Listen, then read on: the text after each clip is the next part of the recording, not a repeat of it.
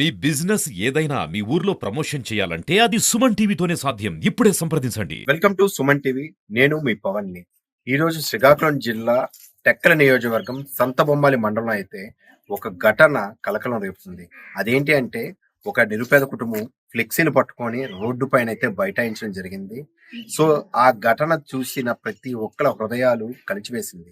అదేంటి అంటే ఒకరు నమ్మబలికి వాళ్ళ కూతురు కొడుకు దివ్యాంగులు మతిస్థిమితం లేనటువంటి పిల్లలకి ఉద్యోగాలు ఇప్పిస్తామంటూ దపదపాలుగా ఒక 18,60,000 రూపాయల వరకును ఫోన్ పే రూపంలో కానీ డబ్బు నగదు రూపంలో కూడా తీసుకొని ఈరోజు డబ్బులు అడిగితే ఉద్యోగాలు లేక డబ్బులు తిరిగి ఇవ్వక ఆ కుటుంబం వాళ్ళకున్నటువంటి ఒకే ఒక్క ఆధారం ఇల్లు. ఆ ఇల్లును కూడా అమ్మి ఇచ్చినటువంటి నగదును మళ్ళీ తిరిగి ఇమ్మని అడిగితే వాళ్ళు పట్టించుకోవడం కాకుండాను వాళ్ళు తిరగని నాయకుడు లేరు, వెళ్ళని తొక్కని గడప లేదు, వెళ్ళని పోలీస్ స్టేషన్ లేదు, వాళ్ళకి న్యాయం జరగటం లేదు అంటూ వాళ్ళు ఆత్మహత్య చేసుకోవడానికి అయితే ప్రయత్నించడం జరిగింది.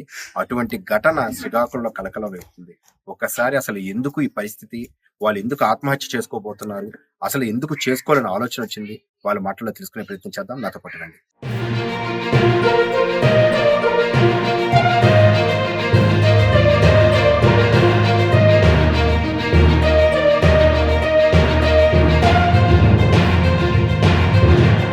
అమ్మ అసలు ఏమయ్యింది, ఎందుకు ఆత్మహత్య చేసుకోవాలనుకున్నారు, అసలు అంత డబ్బు వాళ్ళు ఎవరు మీకు తెలుసా, ఎందుకు నమ్మారు? ఆవిడ మేము గాజులు కొనుక్కుంటున్నామయ్యా. అలాగా కొనుక్కొని మాకు పరిచయం అయ్యింది. పరిచయం అయ్యి ఇల్లు, కార్లు, బస్సులు అన్ని చూపించింది. వాళ్ళ పాప డాక్టర్ కోర్సు చదువుతుంది. మా పిల్లలు వికలాంగులే. వాళ్ళకి ఒక పాప ఉండేది, వికలాంగుల పాప. అయితే మరి మాకు ఒక ₹1,00,000 సాయం చేయండి అంటే మేము ఇంకా అక్కడికి నమ్మకపోతే మాకేమో పిల్లలకు జాబ్ చేస్తాననేసి మాకు పొందూరు తీసుకెళ్ళింది పెద్ద హాస్పిటల్కి. అక్కడేమో వాళ్ళ మనవరాలు కోట్ వేసుకొని నేను డాక్టర్ కోర్సు చదువుతాను, నాకు ఈ రైల్వే ఎంప్లాయ్ తెలిసిన వాళ్ళు ఉన్నారు, మీ పిల్లలకి ఎలాగైనా కన్ఫర్మ్ జాబ్ చేస్తాను, మాకు ఇవ్వండి డబ్బులు, మీ పిల్లలకి జాబ్ కన్ఫర్మ్ ఇద్దరికి అవుతుంది, వాళ్ళు అలా చదువుకొని జాబులు వస్తాయి అనేసి నమ్మించారు. నమ్మించిన తర్వాత అలాగ లక్ష తీసుకొని తీరామోస్కి నాకు అందరు అన్నారు, వికలాంగులకి ఏం జాబులు వస్తాయి, మీరు ఎలా పడిపోరు దాని మాయలంటే, అప్పుడు అమ్మ మరి మాకు జాబులు వద్దు, డబ్బులు ఇచ్చేయండి అంటే, డబ్బులు ఎందుకు, నేను నీకు నమ్మకపోతే ఇంట్రెస్ట్ గా ఇస్తానని మాకు ఆ కాగితాల మీద ఇంట్రెస్ట్ కూడా రాసేసి ఇస్తానని తర్వాత ఇవ్వలేదు. మేము వెళ్ళి అడిగితే భార్య కుక్కలకు అబ్జెప్తాం అనేసి అంటుంది. కుక్కలకు కూడా ఉసుకలిపేసింది. ఒక 16 కుక్కలు ఉన్నాయి వాళ్ళ ఇంట్లో. అయితే మరి ఎందుకు అనేసి మేము ఆగిపోయినాము. ఓ పెద్ద మనిషి పట్టుకొని వెళ్ళాము. ఆ పెద్ద మనిషి పట్టుకొని వెళ్తే మాకు పోలీస్ స్టేషన్ లీడింది. పోలీస్ స్టేషన్ లీడి కాగితాలు రాయమంటే మరి కాగితాలు రాయలేదు. అక్కడికి 1 నెల 2 నెలలు రాత్రి ఆ పొగులు తిరిగి పోలీసులు కూడా ఒక ఒప్పందం కాగితం రాసింది. తీసుకోవడం వస్తే నిజమేని నేను ఇస్తాను. డిఎస్పీ ఆఫీస్కి వెళ్ళాము. డిఎస్పీ కూడా అడిగారు, అడిగితే ఇస్తాను, నాకు అలా జాగా అమ్ముతాను, మాకు ఆ జాగా పత్రాలు అనేసి ఎక్కడ అయ్యప్పన కృపాలని పెద్ద జాగా ఉంది, అది ఒకళ్ళు కబ్జా చేస్తున్నది ఇప్పుడు మాకు తెలిసింది. ఆ జాగా చూపించేసి మా మోసం చేసింది. ఆ జాగా ఈ ఇల్లు మేము ఎప్పటికైనా అమ్మేస్తాను, ఈ నెల 2 నెలలు టైమిసి నీ డబ్బులు ఇచ్చేస్తున్నాను. తీరామాస్కి అడిగి కాలేజీలు ఇరిగిపోయినట్టు అడుగుతుంటే పోలీసులు డిఎస్పీలు అందరూ మారిపోతారు. మాకు ఎప్పటి నుంచో కేసు కట్టమంటే మేము కేసు కట్టలేదు. మాకు ఆ కేసు తెలియక కట్టగా మేము లాయర్లతో తిరగలేము అనుకొని బాధపడిపోయి అనకూడదు గోల్డ్ అన్ని అమ్మేశాను, ఇల్లు గోల్డ్ అన్ని అకౌంట్ లో వేసేసి దాని ఫోన్ పే అన్ని చేశాను. తీరామాస్కి ప్యాన్ మిసిపోయి డబ్బులు అడుగుతుంటే ఆ ఒప్పంద కాగితం కూడా డేట్ అయిపోయింది, ఇవ్వకపోతే మరి ఎందుకనేసి యువజనులకు పట్టుకుని వెళ్ళాను.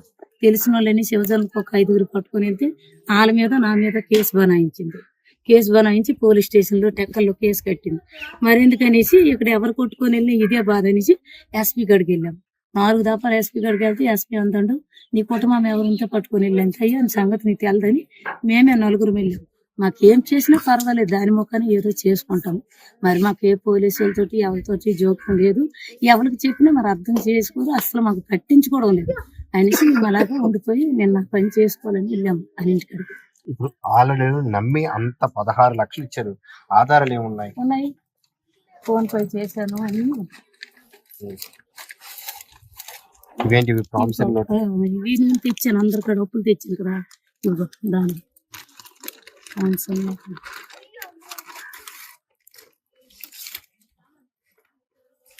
ఇవి దాని ఆస్తి కాగితాలు. మీ దగ్గర ఆస్తి కాగితాలు కూడా పెట్టారా? ఇది అవును చూసారు కదా, అప్పు కావాలి అంటూ నమ్మబలిగించడానికి ఉన్నటువంటి ఆస్తి కాగితాలు, అదే విధంగాను ప్రామిసరీ నోట్లు, అంటే వీళ్ళకి ఉన్నటువంటి ఒకే ఒక్క ఆధారమైనటువంటి ఇల్లును కూడా అమ్మి వాళ్ళ దగ్గర ఉన్న డబ్బులు కూడా పెట్టి, ఇవ్వండి బ్యాంక్ స్టేట్మెంట్లు కూడాను.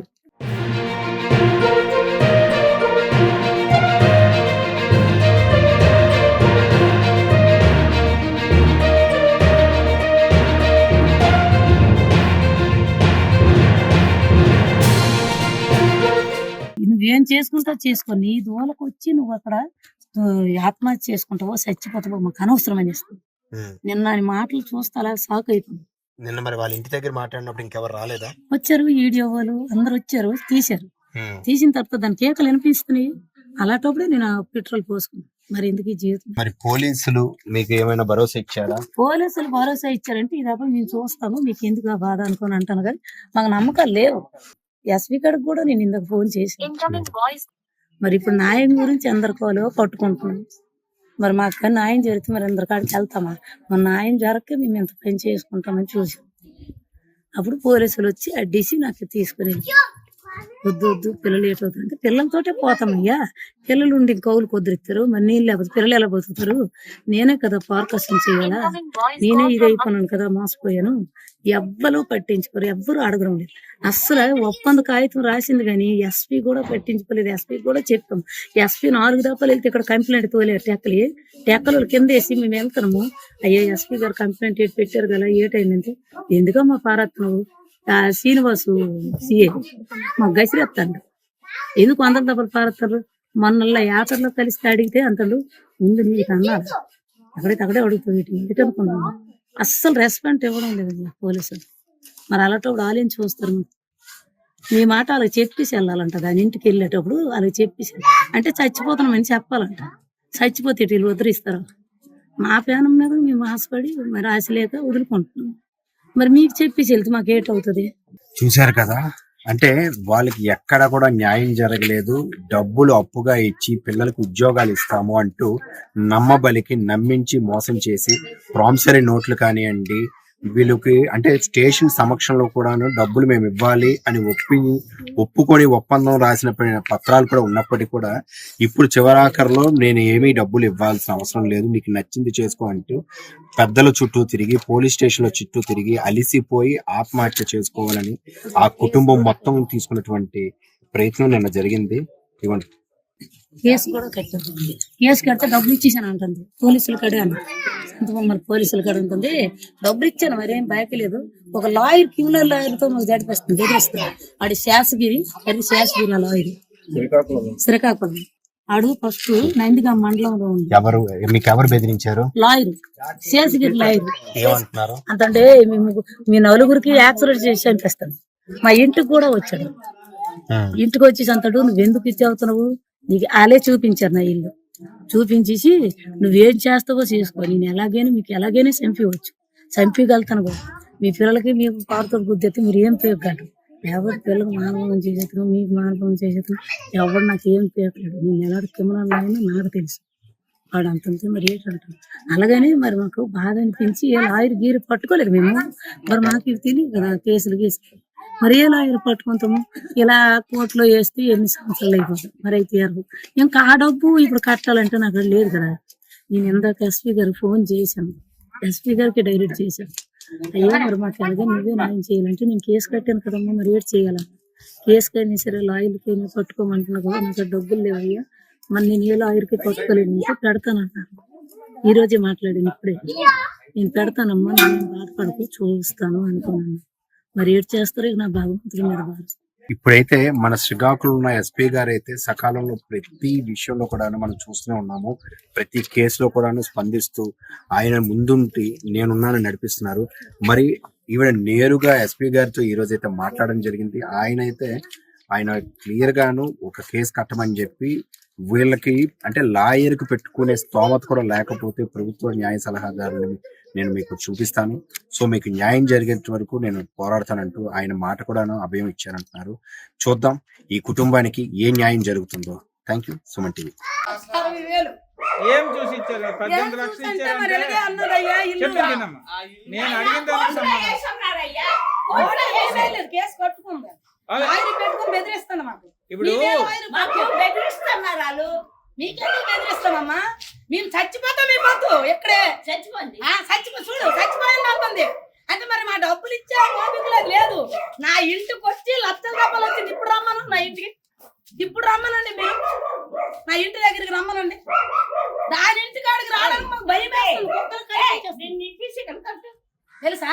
కాదు మీరు ఎందుకు ఇచ్చారు డబ్బులు? అయ్యా మేము గాజు పూస అమ్ముకుంటాం. ఓసిగా మా కాడ గాజు పూస కొనోలు, ఆ, చైన్లు గీలు కొనోలు. ఫస్ట్ అన్నయ్య 1 లక్ష రూపాయలు ఇయ్యు, మా పాప చదువుకుంటున్నాం. ఉమ్, అక్కడికి మేము నమ్మకపోతే నాకు తీసుకెళ్లారు పొందూరు తీసుకెళ్లి మారుతి కారు మేము తీసుకెళ్లి టాటా సుమారు ఇక్కడ ఈ కార్లల్లో ఉండే వీళ్ళవి. ఎప్పుడు ఈ గొడవలు అవుతాయి, కార్లల్లో ఎక్కడ ఉండడం లేదు. మరి ఎక్కడ పెడతారో తెలియదు. పొందూరు ఎందుకు వెళ్ళారు? అక్కడ డాక్టర్ కోర్స్ చదువుకొని దీని చిన్న మనవరాలు వచ్చింది. ఉమ్, తెల్ల కోట్ వేసుకొని నేను ఇదే చదువుతాను, ఇదే నాకు డాక్టర్ కోర్సు, నేను ఇందులో ఉద్యోగం చేస్తానని బెంగళూరు వెళ్తామని మా ఆస్తులు ఉన్నాయి, ఇవి ఉన్నాయి, అవి ఉన్నాయి అనుకొని మా కళ్ళ పెద్దగా ఇక్కడ అయ్యప్ప నగర్ కాలనీ ఇల్లు ఉంది.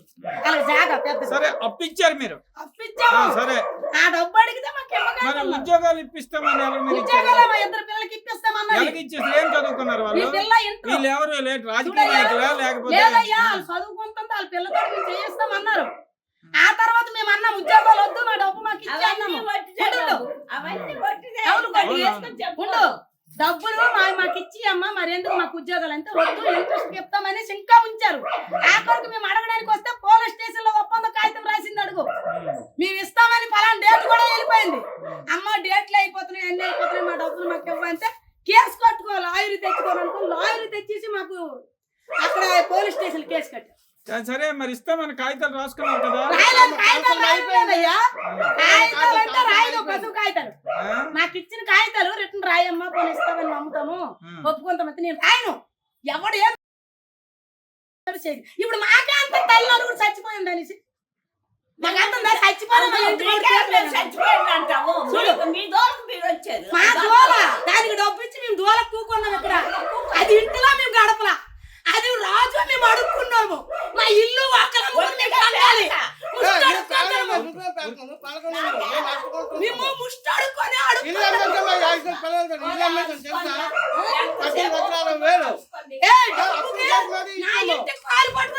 మోసం చేసింది ఇది. ఇదా ఇంట్లో ఉన్నది, ఇదేలాగా మోసం చేసింది. నా ఇల్లు ముసలాడు, ఆ ముసలిదాయి, ఆ మొగుడు అందరూ ఫ్యామిలీ మొత్తం నా ఇంటికి వచ్చి నా ఇల్లు తొక్కులాడిస్తారు. ఇప్పుడు మీ మొక్కనే రమ్మనండి. తెలుసా మాకు ఇప్పుడు నాన్న గంగా చచ్చిపోయింది, చచ్చిపోతాం, ఇప్పుడే చచ్చిపోతాం పట్టుకొని. అలాంటి వాళ్ళకి మీరు మోసం చేశారు. మీ మోసాలు ఇప్పటికీ తగ్గకపోతే మేము బాధపడు. మా లాంటి వాళ్ళు మోసం చేస్తారు. నా 2 పిల్లలు ఎక్కలాగులు నా డబ్బు తిని నా ధనం తినుకొని ఆఖరు నాకు ఎవరో వీడియో తీసినారు. ఇంట్లో నువ్వు చేస్తున్న వీడియోలు, ఇంట్లో సెల్లలు చేస్తున్న వీడియోలు ఎవరు తీసుకొని అయ్యా మాది ఏం ఇలా చేస్తున్నారు ఇక్కడ? అయ్యా మేము వీళ్ళకి డబ్బులు ఇచ్చి మా ఇల్లు వాకలు తొక్కి నడిచి ఆఖరికి డబ్బు తీసుకొని మాకు ఇప్పుడు ఎగ్గొట్టించి పోలీస్ స్టేషన్ తిప్పుతాండ్రు, కోర్టులు తిప్పుతాండ్రు, కోర్టులు కేసు కట్టించి ఆ లాయర్తో బెదిరిస్తాండ్రు. మాకు దిక్కు లేదు, దిగానం లేదు. మేము ఇక్కడే చస్తాము, ఇక్కడే చస్తాం మేము. మా పిల్లలతో ఇక్కడే మా సావు. ఎందుకు డబ్బులు ఇచ్చారు మీరు? ఎందుకు డబ్బులు అంటే డాక్టర్ కోర్సు చదువుకొని వాళ్ళ పిల్లలు డాక్టర్ కోర్సు చదివితే అక్కడ తీసుకెళ్లారు మాకు. ఎక్కడికి? వైజాగ్. అక్కడ ఆ పిల్ల వయసుందై ఉన్నది కోట్ వేసుకొని. మా 2 పిల్లలు జాబ్ చేస్తానని నాకు డబ్బులు తీసుకొని నేను గాజులు పూసలు అమ్ముతున్నాను. గాజు పూసలు అమ్ముకొని ముష్టి అడుక్కొని